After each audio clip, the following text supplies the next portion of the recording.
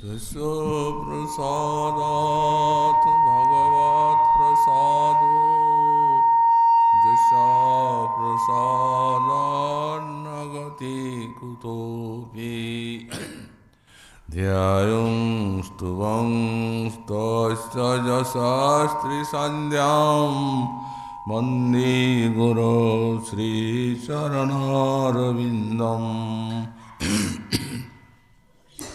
आजानुलम्बितभुजौ कनकावदातौ सङ्कीर्तनैकपितरौ कमलायताक्षौ विश्वाम्भरौ द्विजवरौ जुगधर्मपालौ वन्दे जगत्प्रियकरौ करुणावतारौ नमस्त्रिकालसत्याय जगन्नाथसुताय च सवृत्ताय सपुत्राय सकलत्राय ते नमः बर्हापीडाभिरामं मृगमदतिलकां कुण्डलाक्रान्तगण्डाम् कञ्जाक्षं कम्बुकण्ठां स्मितसुभगमुखं स्वाधुरेन्नस्तुभीनुं श्यामं शान्तां त्रिभङ्गां रविकरवसनां भूषितं वैजयन्त्या वन्दे वृन्दावनस्थं युवतिशतवृतं ब्रह्मगोपालवेशम् तप्तकाञ्चन गौरङ्गी राधे वृन्दावनेश्वरी वृषभानुसुते देवी तं नमामि हरिप्रिये मूकां करोति वाचालं पङ्गुं लङ्घयते गिरिं यत्कृपातमहं वन्दे परमानन्दमाधवं वंशाकल्पतरुभ्यश्च कृपासिन्धुभ्य एव च पतितानां पावनेभ्यो वैष्णवेभ्यो नमो नमः। हरि भक्ति पराजित हरिनाम परायण दुर्वृत्ता वा सुवृत्ता वातिसांग नित्यं नमो नमः। नमः धर्माय महते नमो कृष्णाय विदुषे ब्राह्मणे नमस्कृत्य धर्मान् मोक्षे सनातनान् नारायणं नमस्कृत्य नरं चैव नरोत्तमं देवीं सरस्वतीं व्यासं ततो जयो मुदीरयेत्। जय रूप सनातन भट्ट रघुनाथ श्रीजीव गोपाल भट्ट दास रघुनाथ ईशय गोसाईर करे चरण वंदन जहाँ हईते विघ्ननाश अभीष्ट पुरन दुर्गमी पथिमेन्धस्खलत्पादगतिर्मुहु सकृपा जुष्टिदानेन सन्त सन्तो वनं वनम्। विसृजा शिरसि पादं विद्महं चाटुकारै रनुनया विदुषास्ति भेत्तदैत्यैर्मुकुन्दात् सकृतैः वृष्टिष्टा पत्यपत्यन्नलोका विसृजा दकृतचित्ता केनो सन्देहमस्मिन्। सर्ववेदांत सार श्रीमद्भागवते दशमस्कन्धे सप्तचत्वारिंशाध्याये षोडशसंख्यक श्लोके श्री श्री राधारानी তার চরণ সন্নিকটে গুঞ্জনরত ভ্রমরের প্রতি দিব্যোন্মাদ স্বভাবে এই ভ্রমর গীতিতে বললেন, বিসিজ শিরসি পাদং বেদমহম চাটুকারৈ রনুনয় বিদুষস্তে ভেত্ত দৈত্যৈ মুকুন্দাত।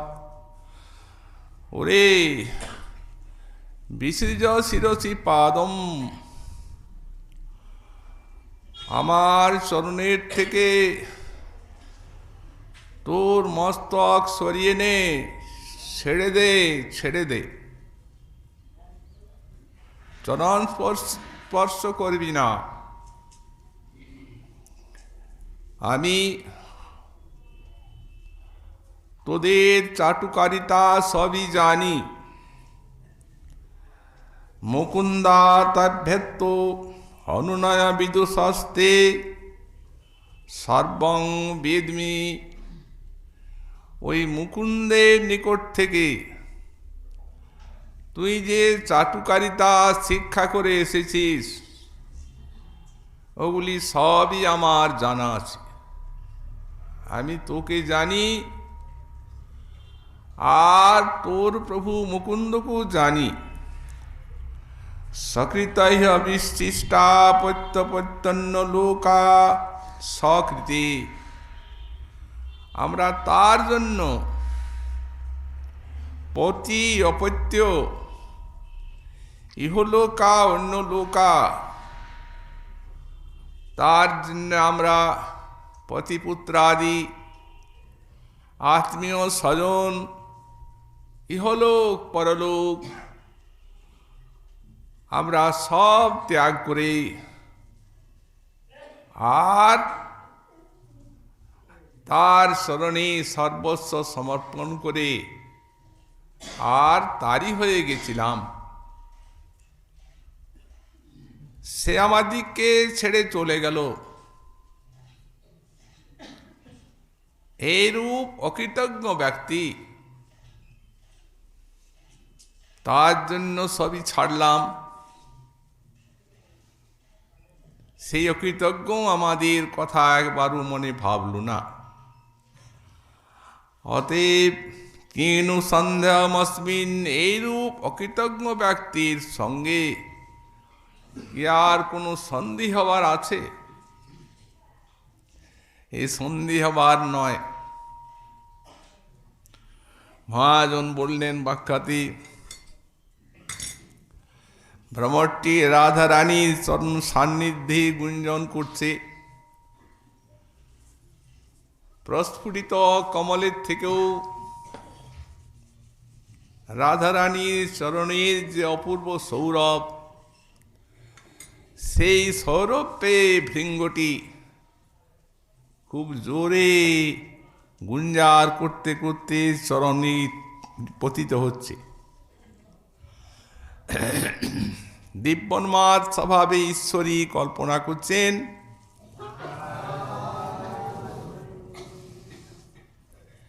যে ভ্রমরটি তার প্রভুর যে সব অপরাধ, তার জন্য সে ক্ষমা চায়। এই জন্যই চরণে পড়ে ক্ষমা চাচ্ছে আমার কাছে। ওরে ছেড়ে দে, ছেড়ে দে। বিসৃজা শিরসি পাদম। দেখো দেখো সখীগণ, ভ্রমরটা বলছে কি জানো? ঈশ্বরী, আমার বন্ধু আপনার জন্য একান্ত কাতর হয়ে আপনার মান ভঞ্জনের জন্য আমায় প্রেরণ করলেন। কিন্তু যতক্ষণ থেকে এলাম আমি আর একটি বারও সুযোগ পেলাম না যে বন্ধু যেসব কথা আমায় বলে পাঠিয়েছেন সেগুলি আপনার কাছে খুলে বলি। আপনি তো অবসরই দিচ্ছেন না, আপনি তো নিজের ভাবেই কথা বলে চলেছেন। তো বন্ধুর যে কথা একবার আমার কাছে শুনুন। রাজারানী বলছেন, ওরে আর শোনার দরকার নেই,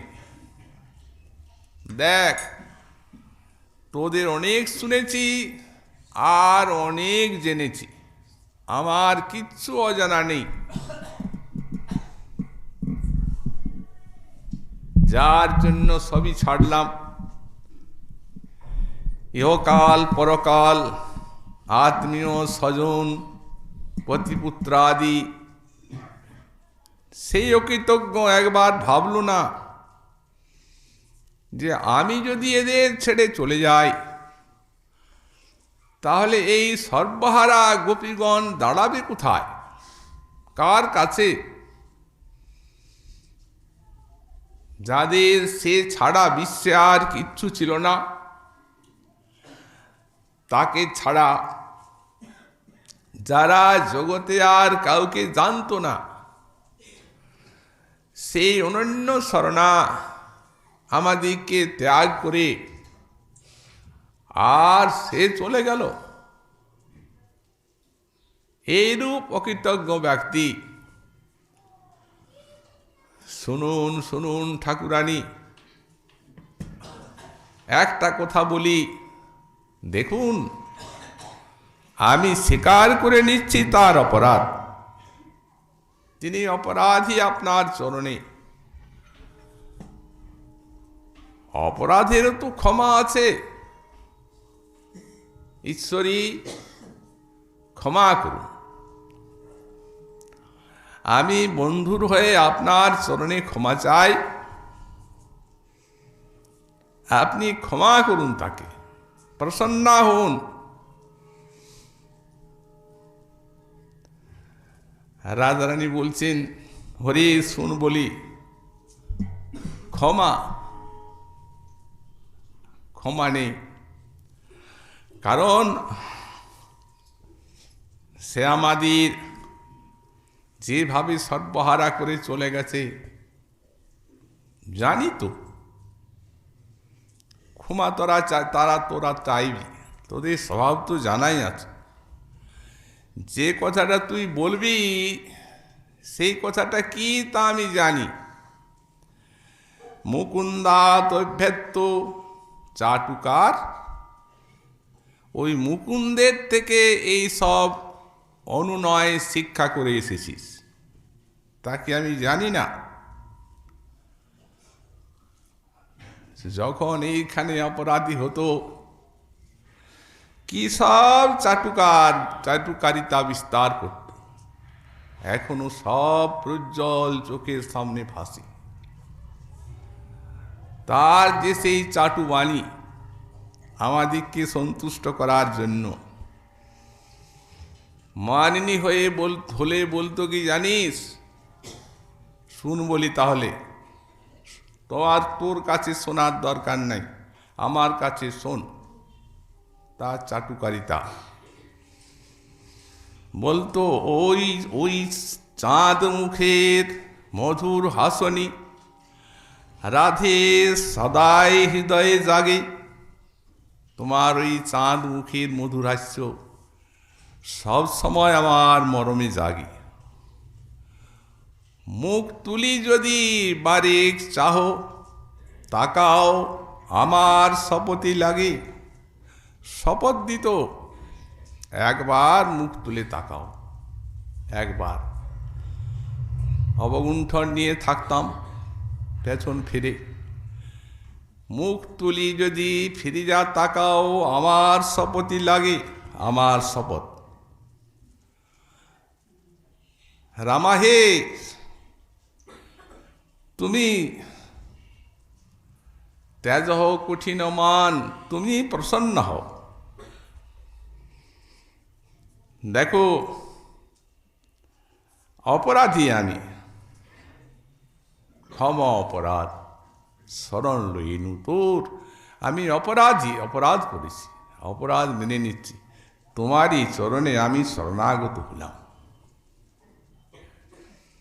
মরম বেদন না যায় সহন, ক্ষমা অপরাধ মোর, আমার মর্মের যে বেদনা এ আর সহ্য করা যায় না। তুমি সব অপরাধ আমার ক্ষমা করো, তোমার চরণে আমি শরণাগত হলাম। তোমার এ দেহ পরশে আমার চিরজীবী হোক তনু। বলতো কি জানিস, তোমার এই দেহ স্পর্শে আমি মরে যাচ্ছি, তোমার বিরহ কাতর দশায়। তোমার পরশে চিরজীবী হোক মোরে তনু, আমার এই তনু চিরজীবী হোক। দেখো রাধে, এই তুমি যে আমার সর্বসাধন করের মোহন বেনু, তুমি সর্বস্ব ধর্ম আমার, এই হাতের মোহন বেনু এর সবই তুমি। তোমার চরণে শরণাগত হলাম, রক্ষা করো।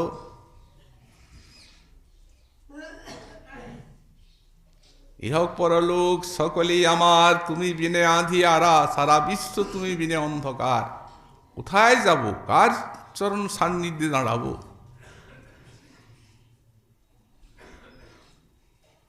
এই সূর্যের ভিতরে আঁধার জমল কি করে, তাই চিন্তনীয়। রাধারানীকে বলছেন, তুমি যে বিনে আমার জগৎ অন্ধকার। তো যে লোকটি এই কথা বলছেন, যে ব্যক্তিটা, সেই ব্যক্তিটা কে? কোন একটি কি স্ত্রৈণ পুরুষ তিনি? সমস্ত বেদ, বেদান্ত, উপনিষদ, গীতা, ভাগবত যাকে পুরুষোত্তম রূপে বর্ণনা করছেন, যিনি কোটি কোটি আনন্দের সিন্ধু, রসবৈষ আনন্দং ব্রহ্ম, শ্রুতি যাকে বলছেন, যে আনন্দ সিন্ধুর এক বিন্দুর আভাসে অনন্ত কোটি ব্রহ্মাণ্ড মত্ত হয়ে আছে। দেখুন না চোখের সামনে, এই যে জগতের জীব বিষয়ানন্দে এতখানি মাতোয়ারা, তারা কি সামনে মৃত্যু, সামনে যে কাল, এগুলি কি তারা দেখছেন না? সবই তো দেখছেন। আত্মীয় স্বজন সামনে মরে মরে যাচ্ছে, কিন্তু বড় বড় বিদ্বান সব মেতে আছে যার একটা আভাস কণিকা। অনন্ত কোটি ব্রহ্মাণ্ডের সব যোগী মুনিগণ যার ওই অঙ্গের আলোকে মিশবার জন্য কত শত তপস্যা করছেন, কত কত ধ্যান ধারণা। অনন্ত কোটি ব্রহ্মাণ্ডের ভক্ত সমাজ, তারা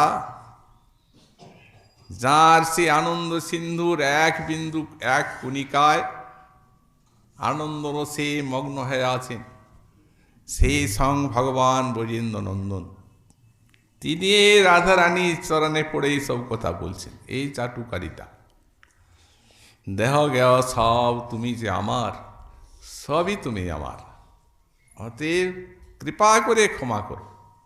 রাধারানীর চরণে পড়ে প্রার্থনা করছেন। ওরে শোন বলি, কখনো বা বলতো, বদচি যদি কিঞ্চিদপি দন্তরুচি কৌমদি হরতি দরতি মেরমতি ঘূরম প্রিয়ে চারুশিলে মুঞ্চময়ী মানমণি দানম সপদি দহতি মদনানল মম মানসো দেহি মুখ কমল মধুপানম সত্যমেবাসি সুদতি যদি কোপিনী। সত্যই কি আমার চরণে অপরাধী, তোমার চরণে আমি অপরাধী রাধে, দণ্ড দাও। দেহি খরনয়ন সরঘাতম ভজয়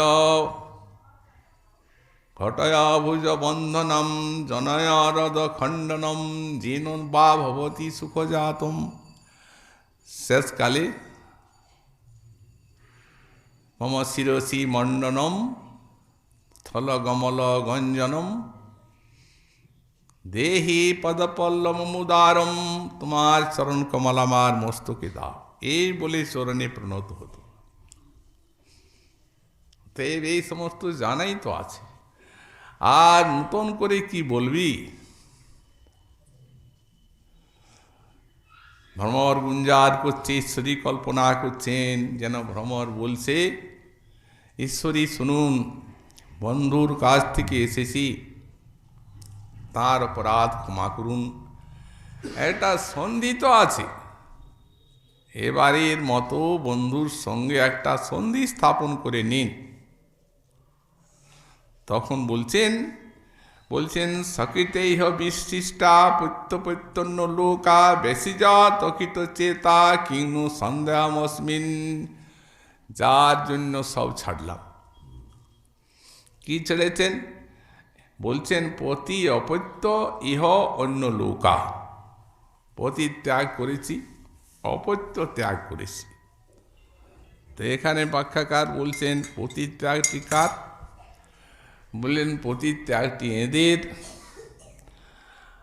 আর পিতা মাতা ত্যাগ বললেন সেটি ধন্যাদি কন্যাগণের। আর এই অপত্য ত্যাগটা কার? এখানে সন্তানের কথা বলা হচ্ছে। তা এখন মহাজন বললেন ব্রজনার্য প্রসূতিকা, ব্রজনারীর তারা কোনো সন্তান নেই, তাদের কোনো সন্তান প্রসব নেই, চিরকিশোরী তারা। কিন্তু এই ভ্রমর গীতিতে যখন রাধারানীর মুখে এটি প্রকাশিত হচ্ছে, অপত্য শব্দ, যখন রাসে তারা অভিসার করেন ব্রজসুন্দরীগণ, তখন একটি শ্লোকে দেখা যায় যে কতকগুলি গোপী পায়ন্ত শিশুন পয়, অর্থাৎ শিশুকে তারা দুগ্ধপান করাচ্ছিলেন।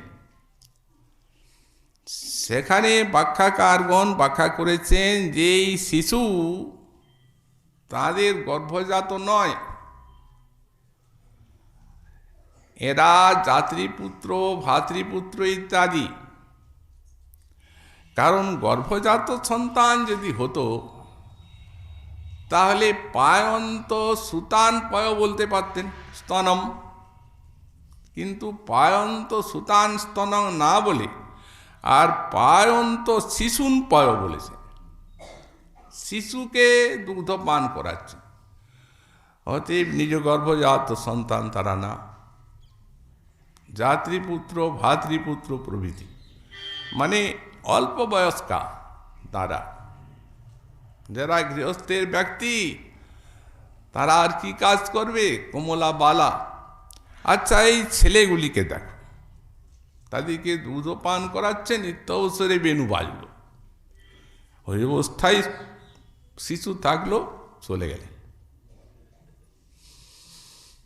ওটা তো সঙ্গতি হলো।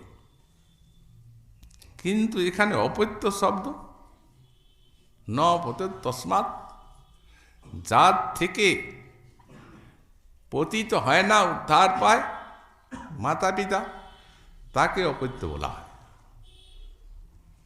নিজের গর্ভজাত সন্তানকে অপত্য বলা হয়। তো এখানে সাক্ষাৎ শ্রীমুখিত রাধারানী অপত্য বলছে। এ বিষয়টি যদি সিদ্ধান্ত বুঝতে হয়, তাহলে আমাদের এই গোপিকার বিভাগটা বুঝতে হবে। সাধারণত এই গোপীগণ দু প্রকার, এক প্রকার নিত্য সিদ্ধা আর এক প্রকার সাধন সিদ্ধা। তো যারা নিত্য সিদ্ধা তাদের কথা তো ব্রহ্মসংহিতা ইত্যাদি বহু সমস্ত শাস্ত্রে লিখিত আছে। তারা তো সে আনন্দ চিন্ময় রস প্রতিভাবিতা, শ্রীয় কান্তা কান্ত পরম পুরুষ, এই ব্রহ্মসংহিতা এদের কথা বলেছেন নিত্য সিদ্ধা যারা। সে তাদের মধ্যে রাধারানী হচ্ছেন সর্বশ্রেষ্ঠা, গোপী শিরোমণি। এটি আমরা গৌতমীয় তন্ত্রে দেখতে পাই। দেবী কৃষ্ণময়ী প্রোক্তা রাধিকা পর দেবতা, সর্বলক্ষ্মীময়ী সর্বকান্তি সম্মোহিনী পরা। এই পরা শব্দে শ্রেষ্ঠা, সকলের, অনন্ত গোপীর, নিত্যসিদ্ধাগুণের। এবং ঋক্পরিশিষ্ট আছে রাধায়া মাধব দেব মাধবী নৈব রাধিকা ইত্যাদি। সর্বত্র ওনার শ্রেষ্ঠত্ব বর্ণনা আছে। আর যারা সাধন সিদ্ধা তারা তিন প্রকার। এক হচ্ছেন শ্রুতিচরী, আর এক হচ্ছেন ঋষিচরী, আর এক হচ্ছেন দেবকন্যা। এই জন্য পুরাণ বললেন, পদ্মপুরাণ, গপ্যস্ত শ্রুতয় জ্ঞেয়া। এই গোপীগণ জানবেন শ্রুতি এবং ঋষয় দেবকন্যকা, আর ঋষি আর দেবকন্যা, আর গোপকন্যাশ্চ, আর গোপকন্যা যেটি সেইটি নিত্যসিদ্ধা। চার প্রকার। তার মধ্যে সাধন সিদ্ধা তিন প্রকার হল, শ্রুতিচরী, মুনিচরী আর দেবকন্যা। তার মধ্যে শ্রুতিচরী যারা, তাদের কথা পুরাণে লিখিত আছে যে শ্রুতিরথী 7টি দেবতা, তারা শ্রীকৃষ্ণের গোপীগণের সঙ্গে যে অপূর্ব মাধুরী, বিহারের মাধুরী, তাই দর্শনে তারা লুব্ধা হন এবং তারা সেই গোপীগণের আনুগত্য নিয়ে ভজন করেন। ভজন করে তারা পান গোপীভাবে, গোপিকা হয়ে জন্মান তারা। তো তারা নিজেই যখন স্তুতি করছেন শ্রীকৃষ্ণকে, তখন নিজেই বলেছেন সমা সমদ্দিশ অঙ্গি সরজ সুধা। গোপীগণ যেভাবে তোমার চরণ রস আস্বাদন করেন, আমরা তাদের আনুগত্য নিয়ে ভজন করেছি। এই সমাধি সমদ্দিশ শব্দে কহে গোপীর প্রতি আনুগতি, এইটাই অনুগতি। আর সমাজ শব্দে কহে শ্রুতির গোপীদেহ প্রাপ্তি। আর শ্রুতিগণ গোপীদেহ প্রাপ্ত হলেন ভগবানের কৃপাতে। আর সেই সাধন সিদ্ধাগণ ব্রজে গোপী হয়ে জন্মালেন। আর মুনিচরী, এদের কথা পদ্মপুরাণে দেখা যায়। এরা হচ্ছেন দণ্ডকারণ্যবাসী ঋষি। এরা ছিলেন গোপাল উপাসক, কৃষ্ণ উপাসক। তারপরে দণ্ডকারণ্যে বাস করতেন। ভগবান শ্রীরামচন্দ্র যখন সেই দণ্ডকারণ্যে যান পিতৃসত্য পালনের জন্য, তখন তার দর্শন পান তারা। রামং দৃष्ट्वा হরিং তত্র ভোক্তা মৈচ্ছং সুবিগ্রহম। সীতা আছেন, সীতাকে দেখেন, রামচন্দ্রকে দেখেন। তখন শ্রীহরিকে দেখে আর তাদের সেই স্ত্রী ভাবে, গোপী ভাবে, তাদের নিজের অভীষ্ট যে গোপালদেব, ওই তাকে ভজন করার ইচ্ছা হয়। তো শ্রীরামচন্দ্রের চরণে তারা লজ্জায় সেটা বলতে পারেন নাই।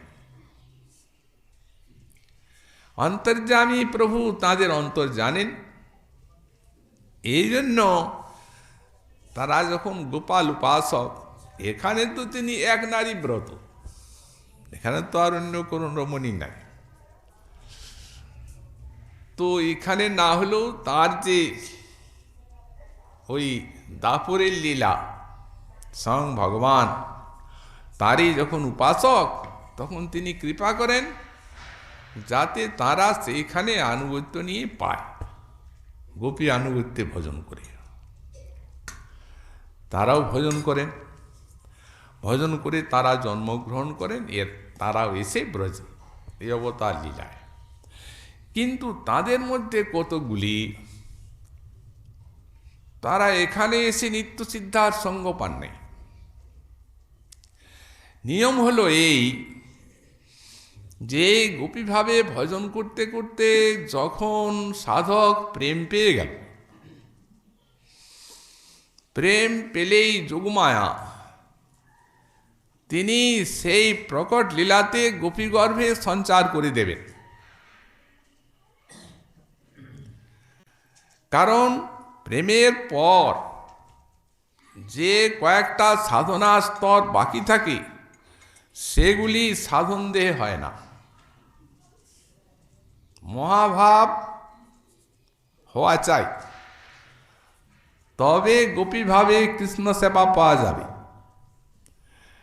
কিন্তু প্রেমের পরে স্নেহ, মান, প্রণয়, রাগ, অনুরাগ, তবে মহাভাব।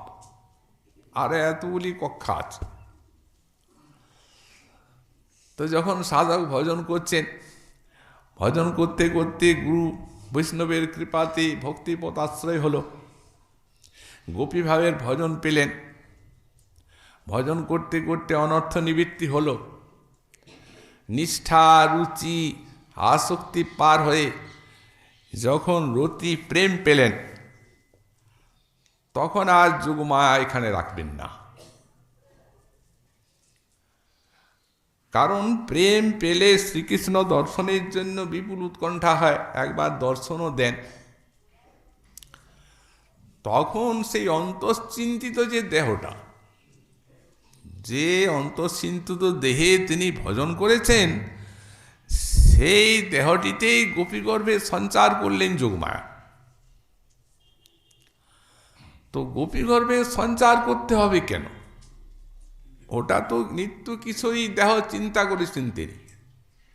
বললেন না, ওই একাদশ ভাবের মধ্যে একটা আছে সম্বন্ধ। দেখবেন যে একাদশ ভাবে সাধক সেখানে সেবা পাবেন, তার মধ্যে আছে একটা সম্বন্ধ। কে মাতা, পিতা ইত্যাদি, কার কন্যা। তো এই নরলীলায় যদি জন্ম না হয় মাতৃগর্ভে, তাহলে অভিমানটা আসবে না। এই জন্যেই সেই দেহটিকেই, অন্তশ্চিন্তিত দেহটিকেই ওই কন্যারূপে স্থাপন করলেন যোগমায়া। সেখানের থেকে তিনি জন্মগ্রহণ করলেন, বাড়লেন, তারপরে বিবাহ হল। মহাজনের প্রার্থনা আমরা এরূপ দেখি, হরি হরি আর কবে এমন দশা হব, কবে বৃষভানুপুরে আহিরি গোপের ঘরে তনয়া হইয়া জনমিব, যাবটে আমার কবে এ পানি গ্রহণ হবে, বসতি করিব কবে তাই, যে হয় সখীর শ্রেষ্ঠ তাহার পরম প্রেষ্ঠ, আমি সেবন করিব তার পায়। নিত্য সিদ্ধাগণের সঙ্গ হচ্ছে, যে হয় সখীর শ্রেষ্ঠ তাহার পরম প্রেষ্ঠ, সেবন করিব তার পায়। দেহ কৃপাবান হইয়া যুগল চরণে লইয়া আমারে করিবে সমর্পণ। নিত্য সিদ্ধাগণের সঙ্গে রাধারানী চরণ দর্শন হলো, তারপর সেবা পেয়ে গেলেন। সফল হইবে দশা, পুরিবে মনের আশা, সেবি দুহার যুগল চরণ, সেবা পেয়ে গেলেন। সুতরাং নিত্য সিদ্ধাগণের সঙ্গে সেই প্রেম মহাভাব দশা প্রাপ্ত হয়। এখন সেই ঋষিচরী, যে সমস্ত দণ্ডকারণ্যবাসী ঋষি, তাদের মধ্যে কতগুলি তারা নিত্য সিদ্ধার সঙ্গ পেলেন না। সবাই না, কতকগুলি নিত্য সিদ্ধার সঙ্গ যখন পেলেন না, তখন তাদের প্রেম সেই মহাভাব দশা লাভ করল না। সিদ্ধ ভাবা কিন্তু অসিদ্ধ দেখা হয়ে থাকলেন। ভাবটা সিদ্ধ হয়ে গেছে, কিন্তু দেহটা অসিদ্ধ আছে। এখানে যদি কেউ প্রশ্ন করেন, ভাব সিদ্ধ হয়ে আছে, দেহ সিদ্ধ কি করে থাকবে? সেখানে অপ্রাকৃত দেহেই তো সেখানে জন্ম হচ্ছে, তার মধ্যে আবার অসিদ্ধ কি করে থাকলো?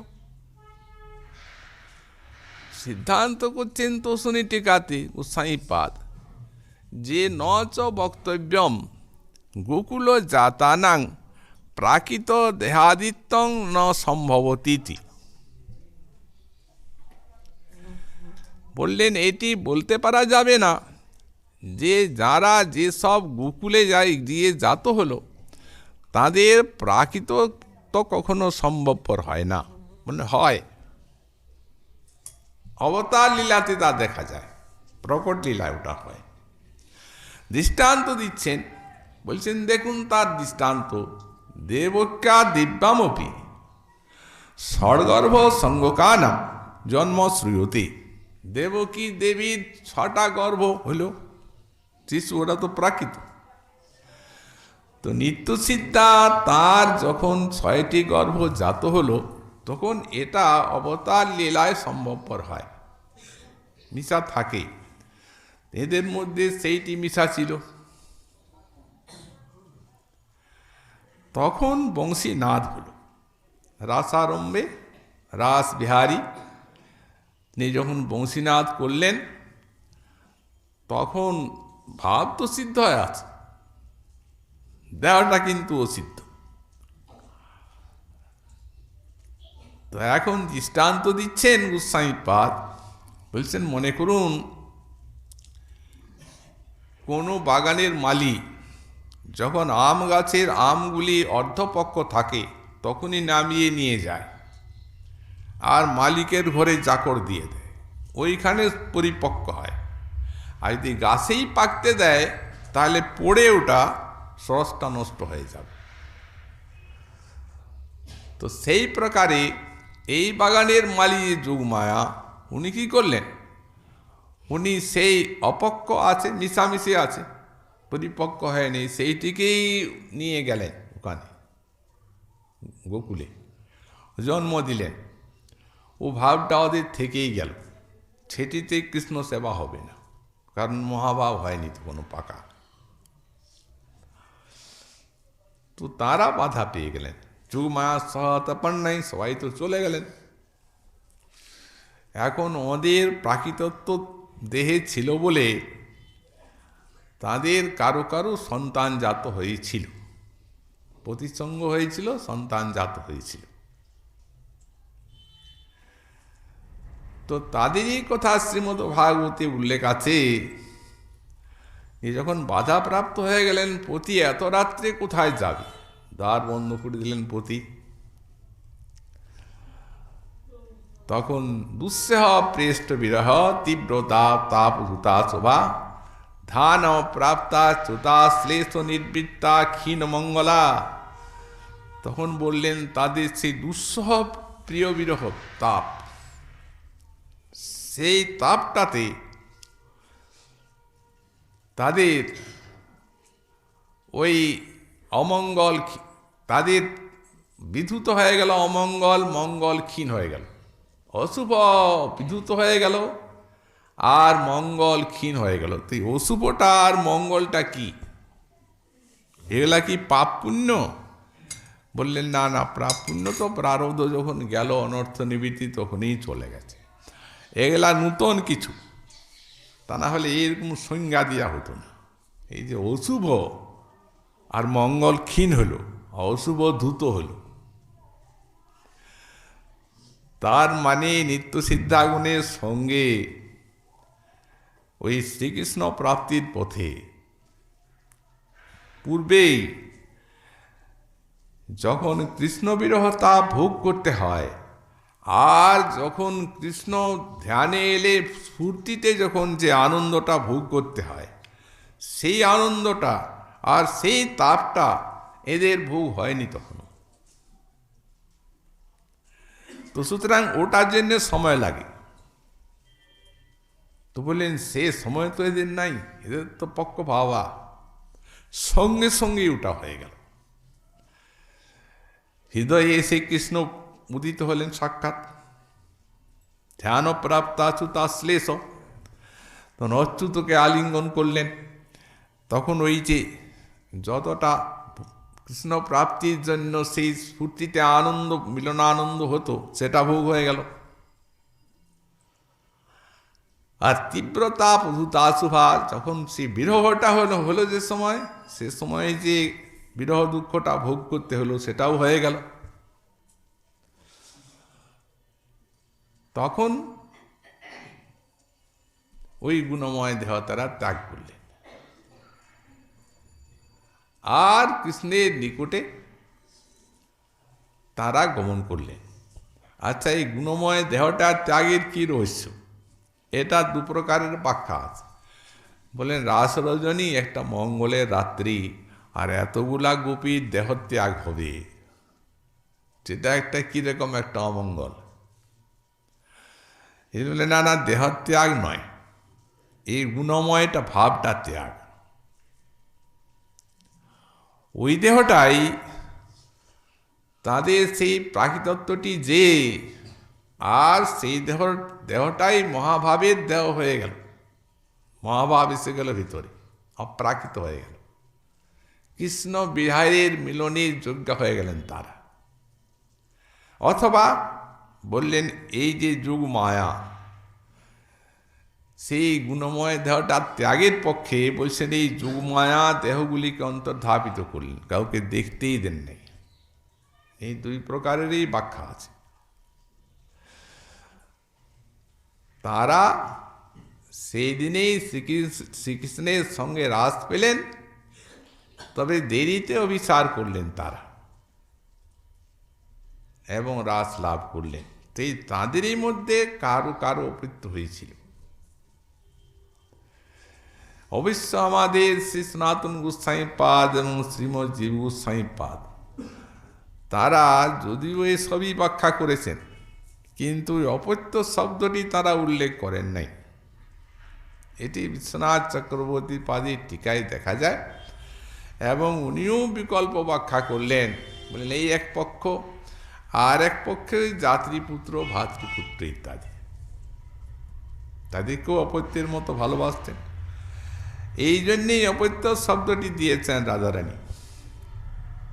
এত কিছু ছাড়লাম ওরে, আর সে কিনা এমন অকৃতজ্ঞ যে আমাদের এইরূপ দুর্দশায় ফেলে চলে গেল।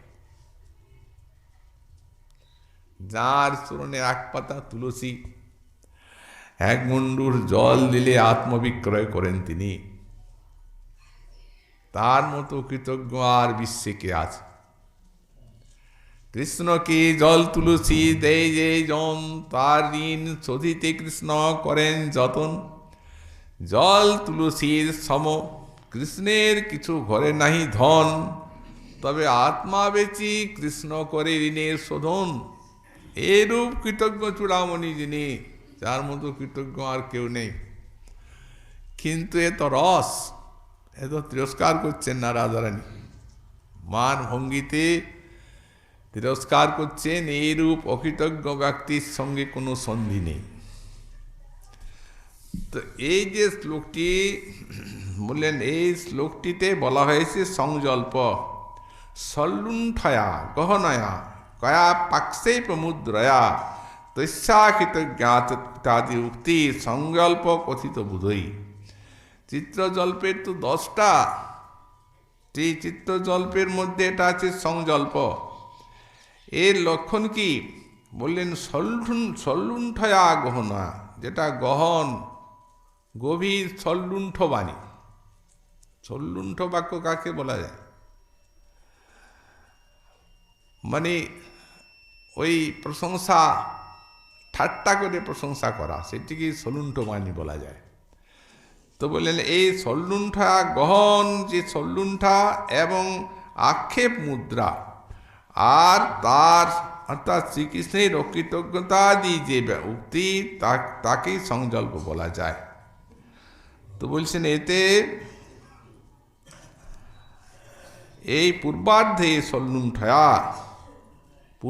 পূর্বার্ধে বিশেষ শিরসি পাদং বেদমোহম চাটুকারই রুণনয় বিদুষস্তে ভৃত্যু দৈত্যর মুকুন্দাত, এটিতে সল্লুণ্ঠ বাণী বলা হয়েছে।